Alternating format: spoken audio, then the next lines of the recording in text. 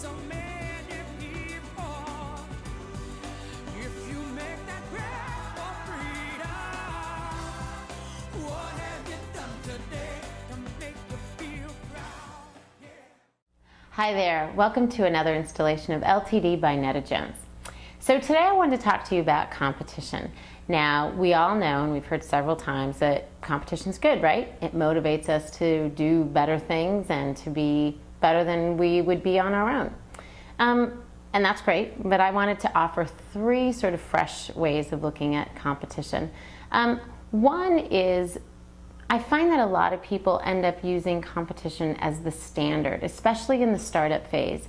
We can spend a lot of time looking at websites and brochures and trying to figure out what our competitors are doing, and they end up becoming the standard, and that's where our energy goes, keeping up with the competition, instead of being uniquely you and offering what only you have to offer. I would encourage you to use the competition as a guide, not a standard. Use them to figure out how to distinguish yourself and communicate who you are and how you're different from your competition to your audience. That's the first thing. Second, we often look at our competitors as a very narrow group of people, those people who are doing exactly or very close to what we're doing. And I would challenge you to cast a wider net. Look at your competition as anybody who's satisfying or comes close to satisfying the same thing to your customer base. So for example, if you're a cupcake shop, your competition is not only other cupcake shops, it's anybody who's satisfying a sweet tooth. For example, an ice cream shop, yogurt shop, a candy store. All of those people are really considered your competition because they're all going for that same group, that same demographic. They all want to satisfy the same person in the same way.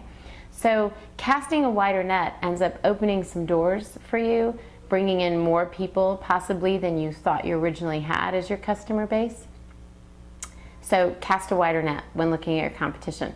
And the third and final thing, we often view our competitors as the enemy. We run from them. We don't want to have anything to do with them. We distinguish ourselves from them and tell our customers over and over how we're not like them and we're so different from them. And that's good and that's true. But I would encourage you to reach out to your competitor and find a way to be allies, if you will.